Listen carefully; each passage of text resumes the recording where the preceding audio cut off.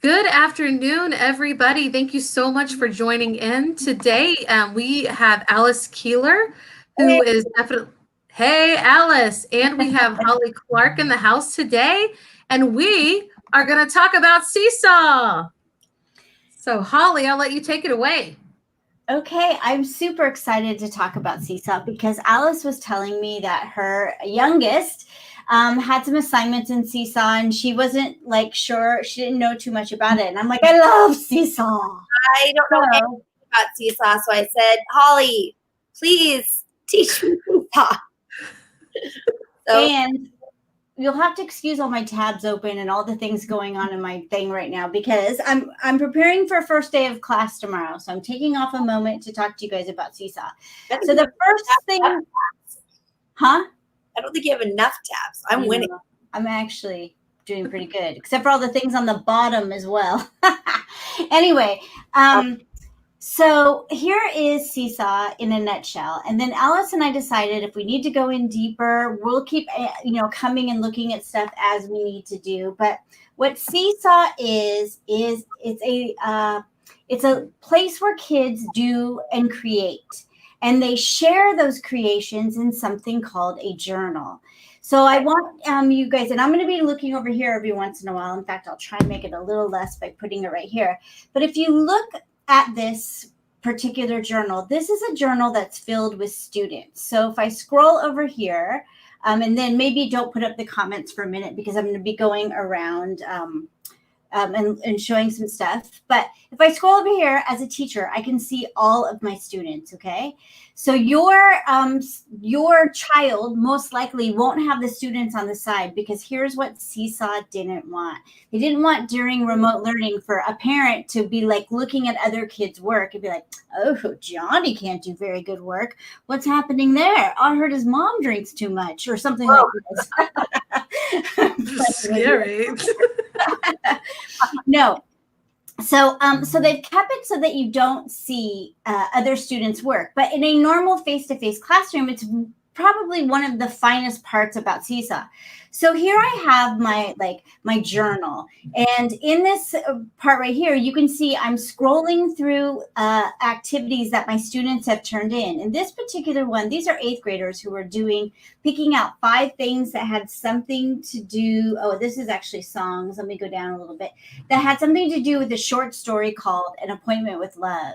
And so they chose like 5 images that after reading the story, brought this story to life. Something called a book bento. It's made from a hyperdoc. It's not quite a hyperdoc, but it's sort of in the hyperdoc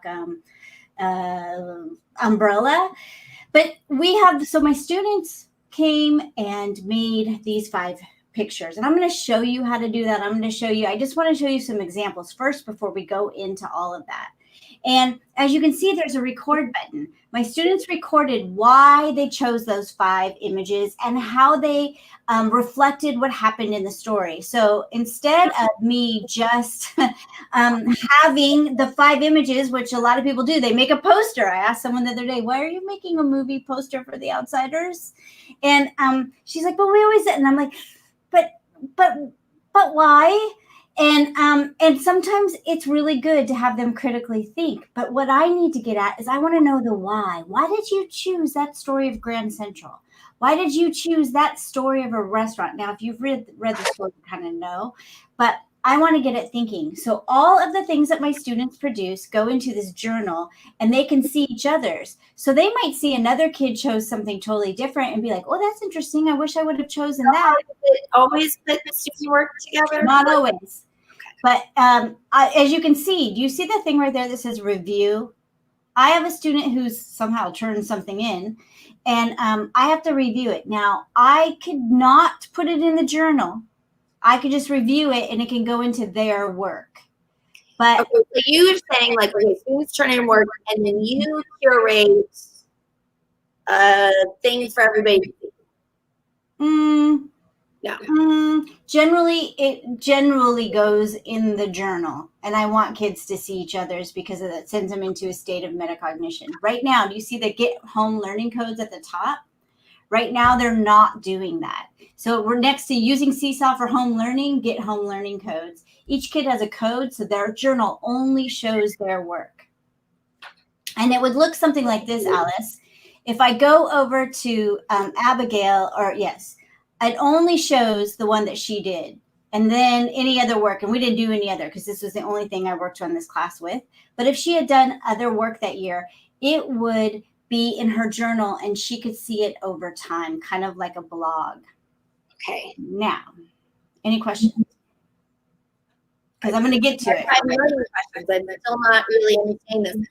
Okay. Can you use Seesaw instead of Google Classroom? Stop it. Can you use it instead? If you teach grades K1 and 2, I recommend that you do. Like grades K1 and 2 to do both? Certainly they can do both. They could do both. And what Google Classroom would be better for those grades is for the parent. And this would be better for the student. So let me show you what I mean by that. So we lost my Invictus class when we were coming. So I have a class that I was going to show all of you, and I noticed it was gone as we were coming on air right now. But I want to show you what can happen. Over here in the activities tab, I can hit activities, and that's where a student goes. So the kid knows in the morning to go and look here at activities. This one is one for story arc. And that says, use the story arc to plot out each of the story, whatever. So for this kid, that's what they're supposed to do. Then they come over here to add response, and they say who they are. I'm Erin, let's say. And here are my 5 things that I can create. Log in as somebody else? I'm the teacher. Oh. So no. Could they pick another kid? Yes, they could, but I've never had it happen. Kids don't, because I don't know why. Will it happen? For sure. So when I assign that short story thing, they have 6 ways that they could respond. I'm going to ask for them to do it in drawing, and that particular one that you saw. So if they come to drawing, here's what they can do. And I'm going to show you what we have done, and look at all of this stuff on this board that they can create. Can you do this in Google Classroom, Alice? I mean, I could add drawing board. You could add drawing board, but wait till you see what I can do. You cannot record your thinking. You cannot bring in an image this easy. You cannot add this drawing with, by the way, Google Auto Draw. I'm just saying. But let's just say that I'm doing something around Invictus. Invictus is a poem, and it has 4 stanzas. So here I'm going to put in the stanza I like the best. And I'm just going to type in here, I like this stanza the best, because I don't have them memorized. And then I'm going to bring this over here, and I might, I'm trying to do it from over there, and I need to be over here. So I move it.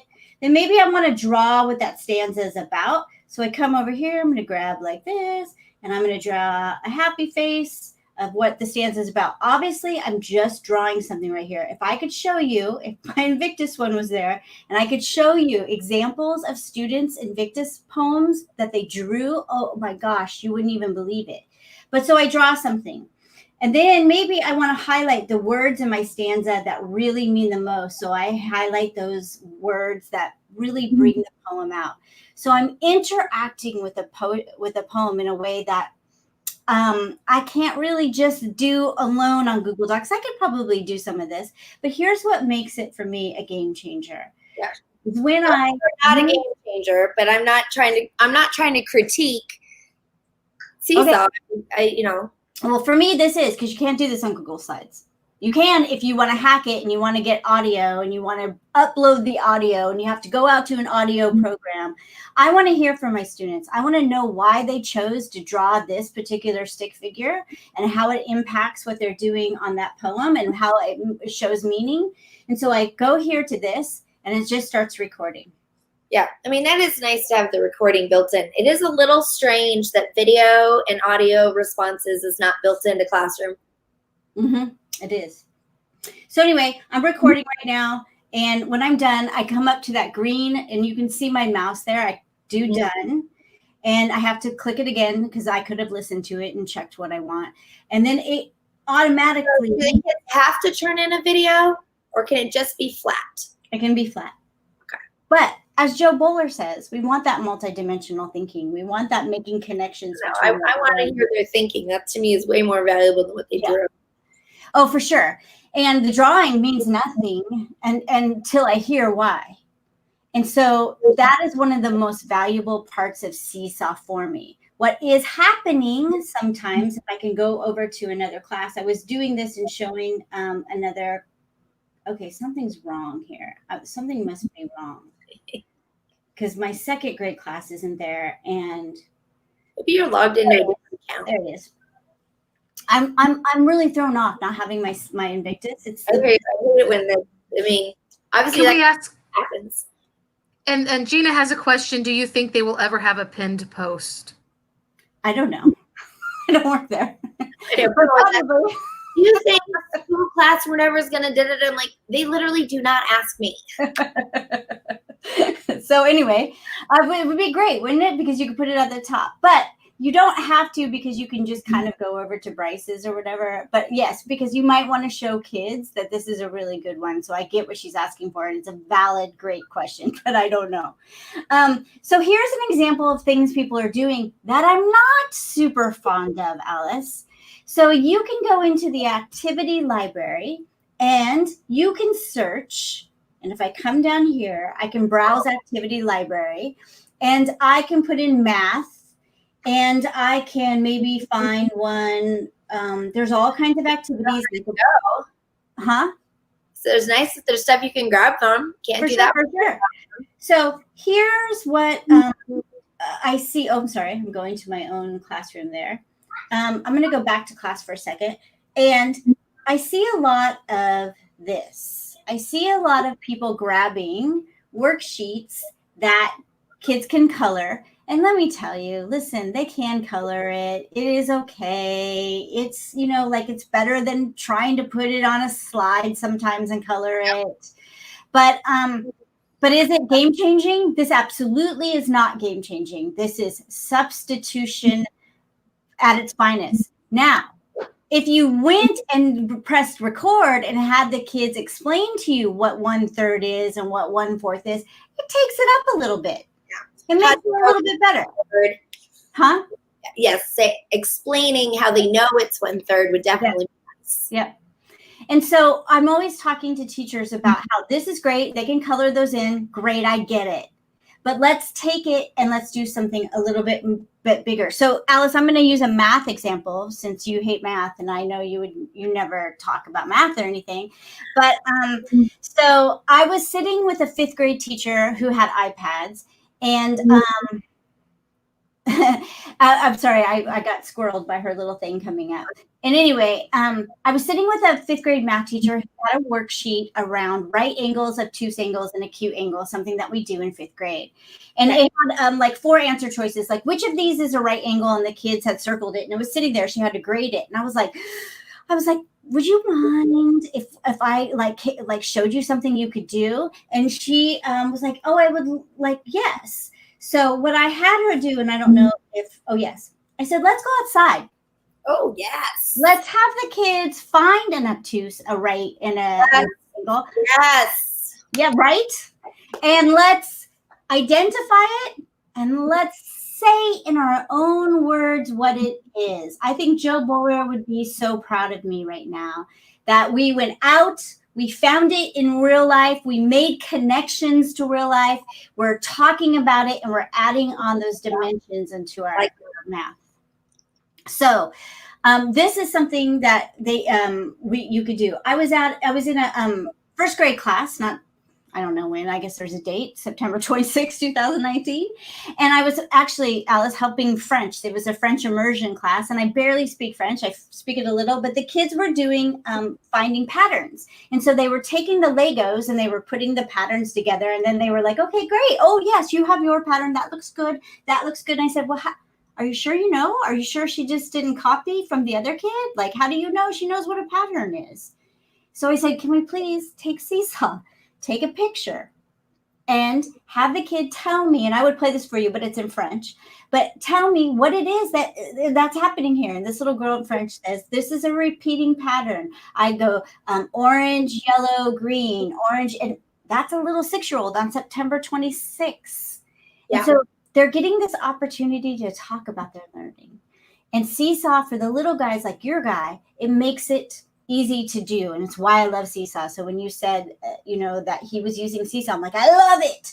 But often teachers aren't adding on the sound part. And without it, you could use Google Slides, really. But the ability for the kid right here to take a picture, if it happens to be an iPad or even like a touchscreen Chromebook, or even move your Chromebook around if that's what you have to do, but I can quickly take a photo. Oh Lord, I don't do it. And I can, let me just do it. Why are there 3 buttons? There's 3 because if you're on an iPad, you might need to hold it and you might be talking about, and so that's why there's 3. Great question. And now I could even come here, and I don't want to have this particular picture up for long, but I can here's my right angle, and then I can record myself with that. So let's go ahead and take that thing off. And then I turn it into my folder. Now, here's what happens, Alice, that I think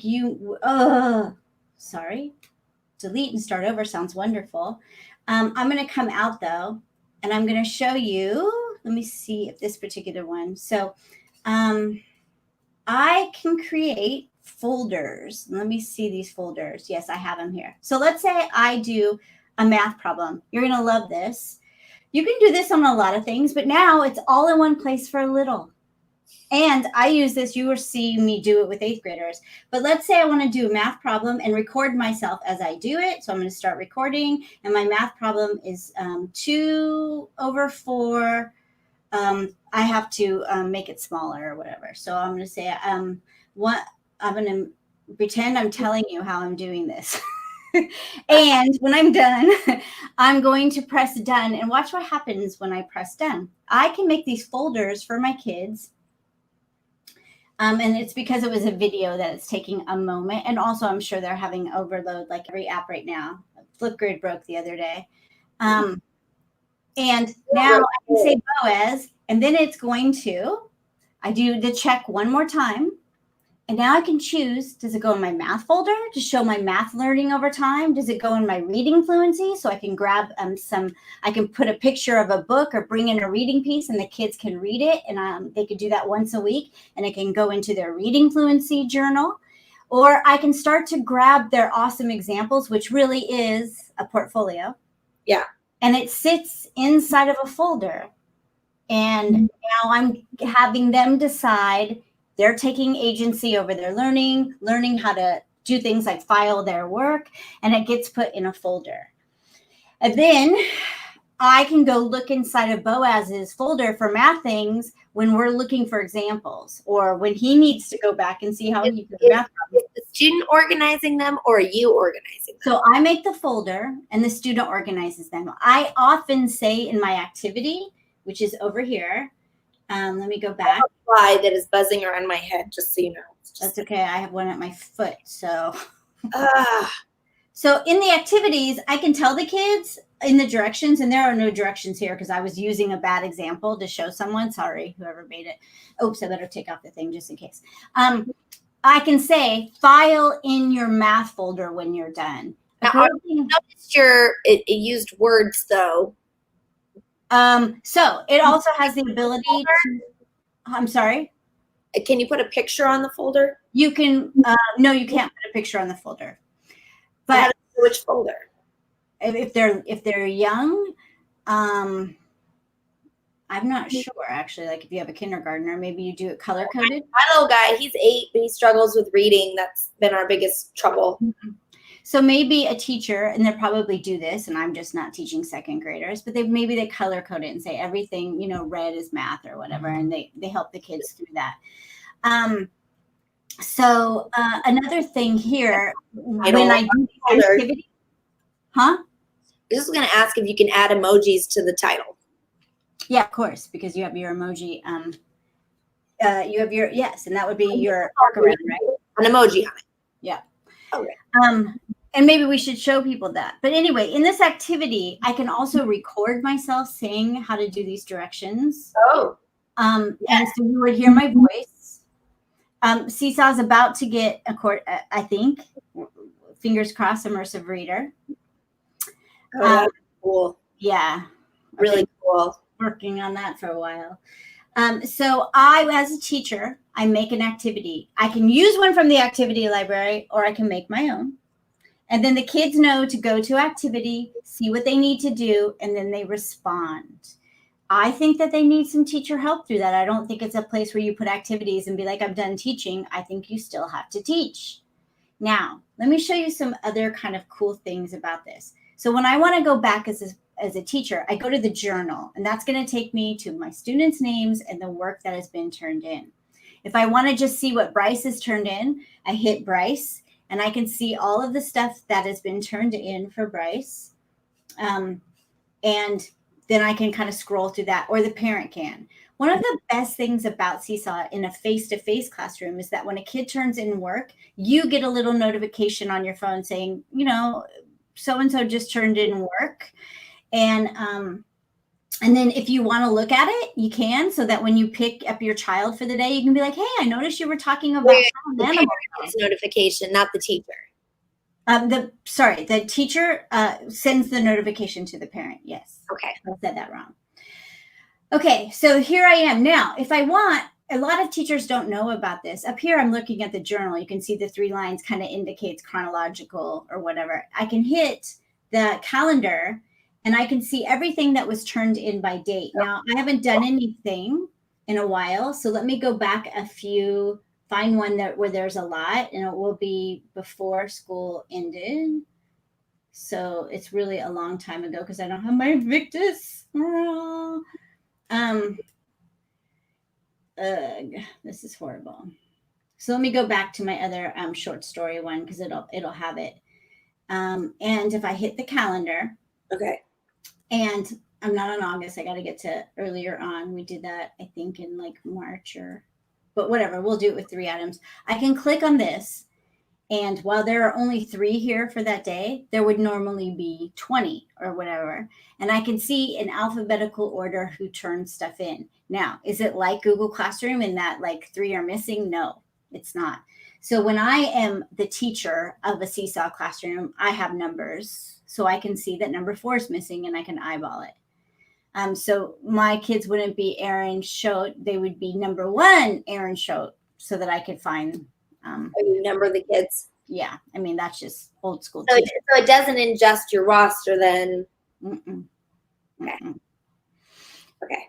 So I can also, if I have the paid for version, mark something off. Like after we did this poetry, I could go, oh, they really got into text, finding textual evidence. And I could file this example under textual evidence. So if I ever needed to look at that skill-based thing, I could do that. Okay. So I'm happy to like go through how kids can create and how we can create. Maybe we can do that in another lesson. But I have like, I feel like a million questions. And I think we were just going to do this for 20, 30 minutes. Okay. So maybe we can pick another day, because I want to know like about parents, and I want to know how they access it and why they like it or don't like it. And then whatever you just said, I want to know that too. Okay. And so maybe tomorrow we'll look at how you would create. We'll figure it out, but we're going to do more lessons. But this is an overview. Thank you. Tomorrow I better have my Invictus. This is the first time I've seen Seesaw. Like I've seen one time someone at a conference was presenting one kid's recording, but they hadn't embedded it into a slide. I haven't actually seen this side. So this was real helpful. Thank you. Yeah. This is great. And somebody in your community, Alice, Latoya Burns, I believe, she actually made a Seesaw for parents to help parents. So so that was pretty cool. I like that idea. Mm-hmm. This is great. I learned a lot too. Thank you, Holly. Yeah, I really, really like Seesaw. Yeah, I can see how it is better than Google Classroom for the younger grades, especially. And it's definitely more interactive and user-friendly. I think that's cool. I didn't know. I've never seen this. just one thing, just in case someone's watching now and doesn't watch one of our other sessions. When I have this, when I do an activity in Seesaw, the kids know to go to activity. So on my Google Classroom, if I happen to have one, I just go there and make an assignment that says there's an activity in the Seesaw class. Go there now, and they can come over. And then this is where they really a lot. Huh? Does Classroom and Seesaw work together at all? There's no share to classroom. Does Seesaw have a link that they can click on and open Seesaw? The only thing that Seesaw has is that you can download your students from your Google Classroom so that you have all the students automatically in. But in terms of sharing any kind of assignment or whatever, no. You can't link to an assignment? You could probably try that link above, because I have done that with Teams. So it might work with Google Classroom. It might play with that right there. Okay. Well, that answers a big, huge question. I mean, people ask me all the time, like, I don't know. We can try it next time. Okay. Cool. Great. Thank you. Awesome. So we'll be doing this again, everybody. Thank you so much for tuning in. Thank you, Alice and Holly, for showing us this and having, a good conversation about it. And we'll definitely see you again soon. Take care, everybody. Bye.